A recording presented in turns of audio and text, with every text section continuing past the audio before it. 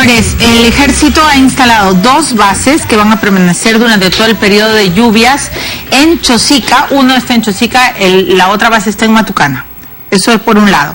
El Ministerio de Defensa ha dispuesto que sean 100 hombres, obviamente con maquinarias, ¿no es cierto?, los que estén en alerta permanente y ayudando en la zona, porque el gran problema de los huaicos, además, es la limpieza. O sea, cuando viene el huaico y cuando se atiende la emergencia, lo peor viene después, que es limpiar.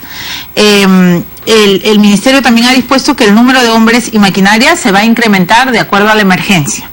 Después, tenemos reportado que desde que comenzó la emergencia se viene actuando en Santa Eulalia, Chosica, Chaclacayo y todas las quebradas de Huarochirí. La FAP además se encuentra monitoreando las zonas de huaicos con todos sus aviones de aerofotografía y evidentemente esta información está sirviendo para coordinar la ayuda y el encauzamiento. Y lo otro es que la Marina acaba de disponer vehículos anfibios y personal para que apoyen en la zona. Mira, yo lo he dicho la semana pasada en la radio y lo he dicho acá también, me parece que yo sí creo que está bien lo que ha dispuesto el ministro de Defensa, porque estos son momentos complicados. Las lluvias se supone que siempre venían en marzo, fines de febrero, marzo. Estamos en enero, empezaron en la quincena y miren cómo estamos. Dios no quiera y ojalá no pasen cosas peores por las precipitaciones. Jorge Nieto, el ministro de Defensa, está ya, entonces sabe, y le voy a dar la bienvenida. ¿Cómo está, ministro? Bien, gracias, Milagro. Le agradezco. Bueno, primero, qué bueno que las Fuerzas Armadas estén ayudando a los pobladores, porque francamente los huaicos han generado estragos, ¿no? Bueno, en este mismo momento que estamos conversando, hay soldados, oficiales trabajando no solamente en la carretera central, sino también en la zona sur, en la zona de Chincha, en la zona de Cerro Azul, en donde han habido también pequeñas o algunas grandes avenidas. Hay gente que ha sufrido daños en sus viviendas, sobre todo la gente... En Ica también ha sido complicado, ¿no? Están con complicaciones. En realidad estamos monitoreando esto permanentemente en todo el país. Tenemos un sistema de monitoreo que está ubicado en el INDECI, que tiene un comité de emergencia nacional que hace un seguimiento del distinto tipo de elementos que coadyuvan a que estos eventos naturales se produzcan, de modo que se sigue permanentemente el cauce de los ríos, su volumen, las lluvias, la cantidad de lluvias, el deslizamiento, en fin, una serie de indicadores que se convierten a través de toda la magia de la electrónica en un sistema de señales que permiten tanto alertar a la población como alertar al INDECI para que pueda tomar reacciones rápidas. Y finalmente, como sabemos, además del personal que el INDECI tiene, cuando la cosa se pone complicada, pues todo recae en el trabajo de nuestras Fuerzas Armadas. Esta vez, el día domingo, empezó esta emergencia en la carretera central y reaccionamos rápido y reaccionamos bien. Hemos hecho las cosas con más celeridad que otras veces, no lo digo yo, lo han dicho los alcaldes de la zona, y al mismo tiempo, después de que han ocurrido estos incidentes, tomamos la decisión de que permanentemente se instalen allí un contingente de soldados con maquinarias, y de ahora en adelante van a estar allí antes de que empiece la temporada de lluvias y se van a ir después de que la temporada de lluvias haya... O sea, que tiempo a rato, por lo menos hasta después de abril. Sí, van a estar y vamos a estar rotando permanentemente el personal, pero es lo que se hace necesario. Finalmente, las Fuerzas Armadas... Yo creo que es lo que se tiene que hacer. Cuando hay emergencia, las Fuerzas Armadas tienen que apoyar. Se hacen cargo, pero en la práctica se hacen cargo de la tarea, ¿no? Lo hacen sistemáticamente. En el mundo hay 2 modelos de acción de las Fuerzas Armadas en relación a este tipo de desastres, que además se incrementan conforme se comienzan a hacer cada vez más evidentes las modificaciones climáticas a partir del cambio global.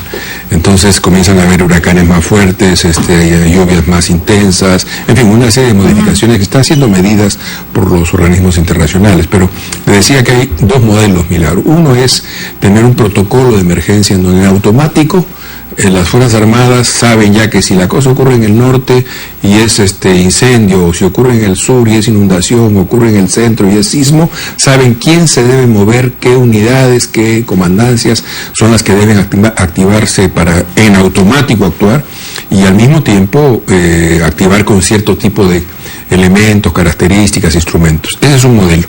El otro modelo es tener un batallón militar de emergencia que se dedique exclusivamente a asumir estas tareas de desastres naturales. Nosotros aquí tenemos una combinación de ambas cosas y estamos trabajando, estamos estudiando el tema con las Fuerzas Armadas, porque además hay muchos oficiales que son especialistas en estas cosas. Estamos estudiando para definir muy bien el modelo e incorporar de un modo permanente y definitivo esta tarea que de suyo lo hacen, pero que tiene que ser incorporada como parte ya de las tareas permanentes y de la propia doctrina. Ministro Nieto, veo que usted ya cambió el chip en su cerebro de una manera rápida y violenta. Bueno, hace un tiempo lo entrevisté como ministro de Cultura y ahora ya es el ministro de Defensa. Bueno, me he encontrado con un ministerio y con unas Fuerzas Armadas en las cuales hay muchas cosas por hacer. Hay un gran trabajo que hacer, están haciendo muchas cosas. Hoy tuve una reunión con el jefe del Comando Conjunto y sus colaboradores alrededor del trabajo que están haciendo en el BRAEM, no en la parte militar, sino en la parte social del BRAEM, y en la práctica lo que hace la Fuerza Armada con mucha claridad, con mucha fuerza, es construcción de Estado. Naciones Unidas tienen programas sobre esto, pero aquí lo estamos haciendo y es un paquete que incluye desde trabajos en salud y sanidad hasta trabajos de formación de liderazgo, capacidades en las zonas, en los distritos, en las comunidades, de modo que se va haciendo pues todo un esfuerzo para construir Estado y para abrir cauces a que la sociedad se empodere en la zona.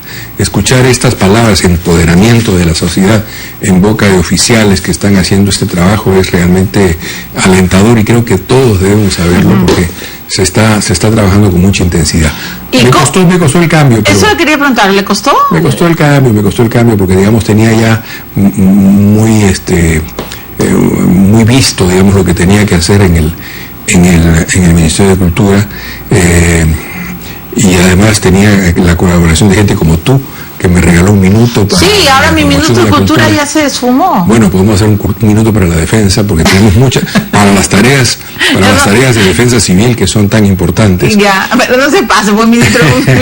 Más bien el ministro del Solar, por favor, dígale el plan del minuto de cultura. Me olvidé decirle, el otro día lo entrevisté. Bueno, yo creo que lo van a tomar. Sí, claro, fue muy buena idea. Parte del trabajo que tiene que hacerse. Pero ¿y cómo tomó el huaico de la Comisión Bernales? Porque ese fue un huaico. Lo que ha dicho Bernales es serísimo. Primero, ha ratificado que Ollantumala y Nadine tenían un plan para quedarse 15 años en el poder y que lo acomodaron todo. Lo estaban tratando de acomodar y que además tuvieron prácticas montesinistas. Luego le han recomendado a usted la reincorporación. Tengo que sacarme los anteojos para poder leer, ministro, perdóneme. La reincorporación de 2 miembros de las Fuerzas Armadas, del comandante Mario Ruiz Agüero y del coronel, que fue exsecretario de Montesinos, y del coronel Osvaldo Zapata Corrales, que es además familiar de Oscar López Meneses. Entonces yo le tengo que preguntar, o sea, usted ha dicho necesitamos perfección, usted ha toreado, porque es un buen torero con los periodistas. Cuénteme qué va a hacer. ¿Ratifica usted que hubo un plan del expresidente Ollantumala para quedarse 15 años? Dicen que incluso hay un video donde le dice el plan es quedarnos 15 años. ¿Usted tiene el video? Mire, primero en relación al tema del oficial Ruiz Agüero, para ser justos, el propio grupo de trabajo que presidió el doctor Bernales se dieron cuenta de que en ese caso habían cometido un grave error. Y ellos, después de haberme entregado su informe, me enviaron una carta en la cual reconocían ese error y daban por no puesto el nombre de este oficial dentro de la lista de gente que tenía que ser convocada. Ahora, el informe de la comisión que formó el ministro de Defensa anterior tiene 2 partes. Una parte es un análisis jurídico de las leyes que tienen que ver finalmente con los ascensos militares y con la carrera militar. Yo creo que es la parte mejor lograda del informe. Es decir, se hace un análisis de cómo distinto tipo de regulación, de legislaciones han afectado el proceso de ascenso de los últimos años.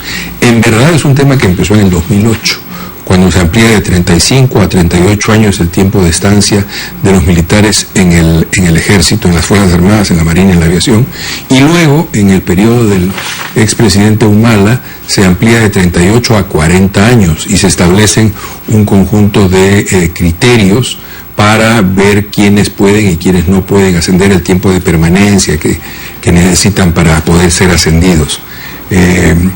Entonces, esta parte del trabajo que es, en mi opinión, la parte más importante y la parte más estructural, porque si modificamos la regulación, si modificamos las legislaciones, estamos yendo al tema de fondo, ¿no?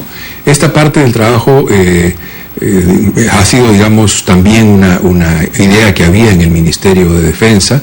Por eso es que, así como se forma el grupo de trabajo para que haga esta evaluación de los ascensos, también se nombra una comisión que trabajó y que tuvo 18 reuniones con los integrantes de las instituciones militares, 18 sesiones de trabajo, en las que se fue formulando la propuesta de ley que hemos ya hecho llegar al Congreso.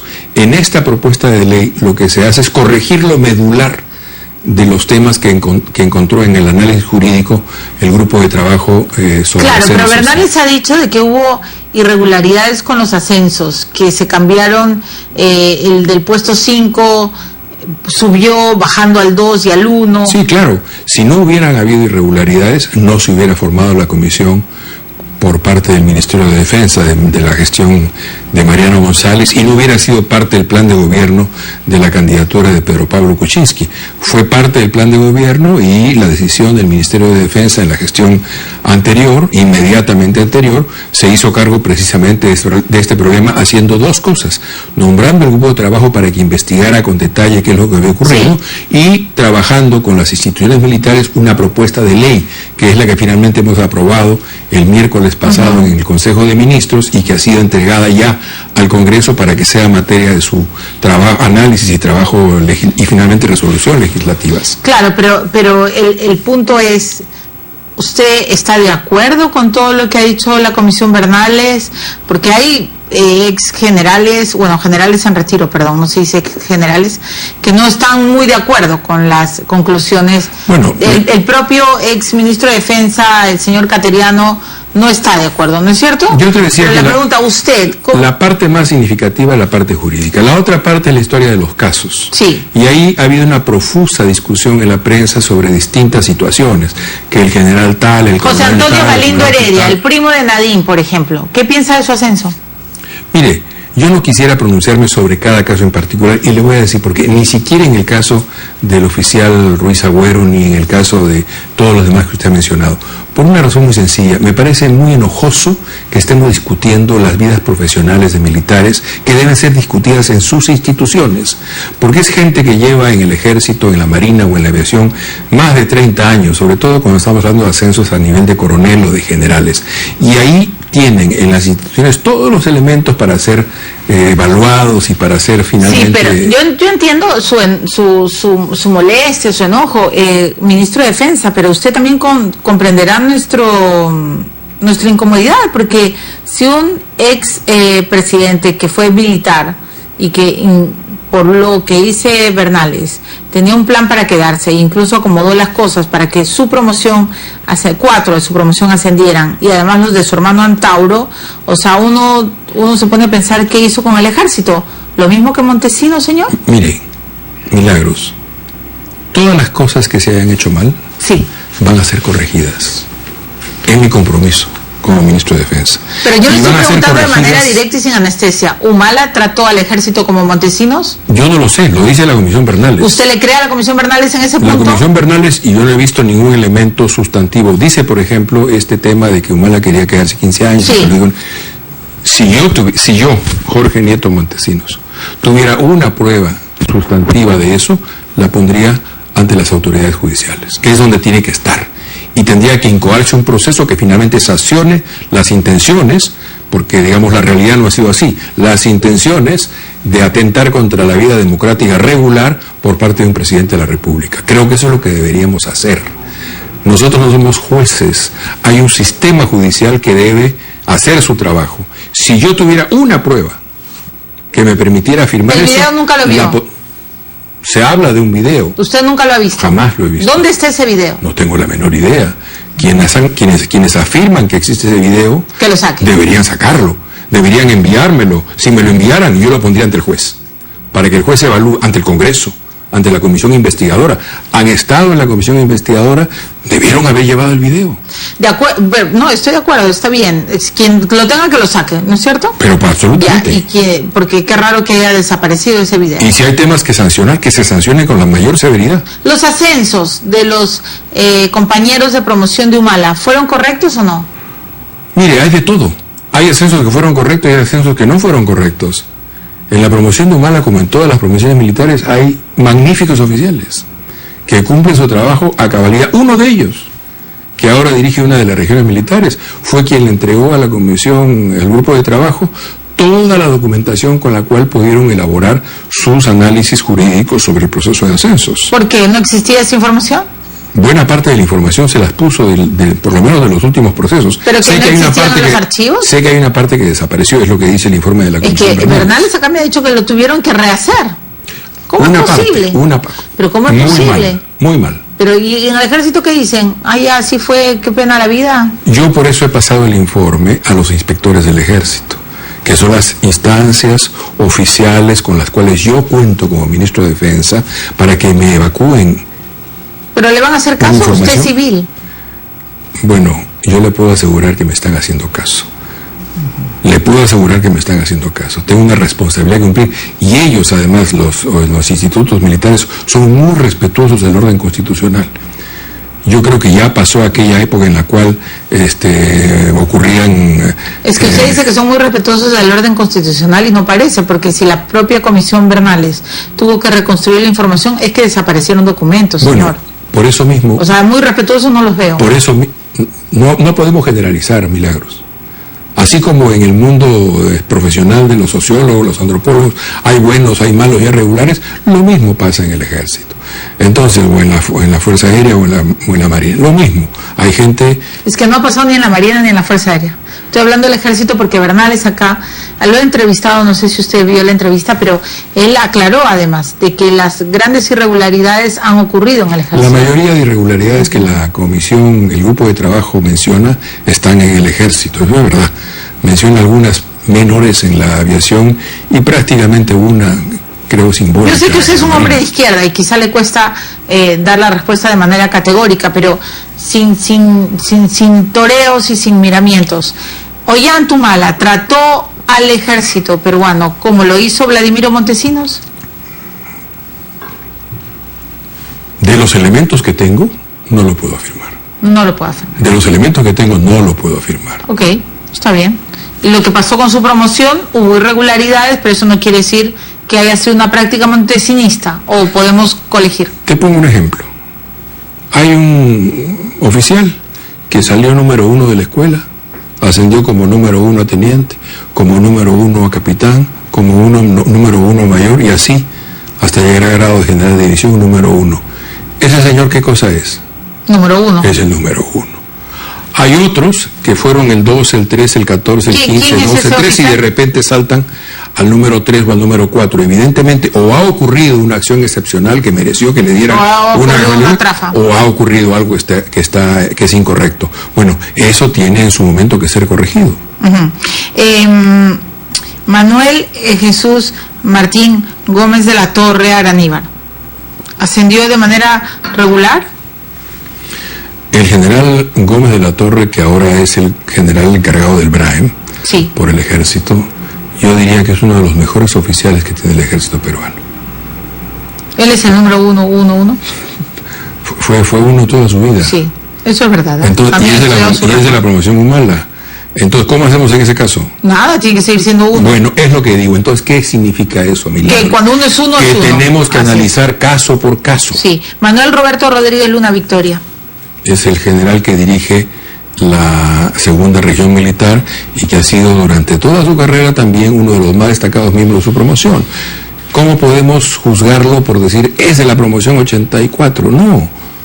Son oficiales que han hecho una carrera importante en el ejército. ¿Lo mismo piensa de Próspero Toniel Díaz Arrué? Bueno, fue el general que les puso la información a la comisión, al grupo de trabajo para que hicieran su investigación. Su investigación, o sea, el que ayudó de alguna manera. Qué mal, ¿no?, que se perdiera. Y Augusto Javier Villarroel Rossi. Ese general me parece que está en el comando conjunto. No tengo información mayor de él. Y del primo no me quiere hablar, ¿no? De José Antonio Galindo Heredia, del primo de nadie. Es que no lo conozco, no lo he tomado en cuenta. O sea, no me he metido a mirar caso por caso. He visto casos graves. Fue favorecido con un ascenso irregular entre el 2012 y el 2017. Y me dirá el inspector del Ejército cómo fue eso y en su momento será corregido.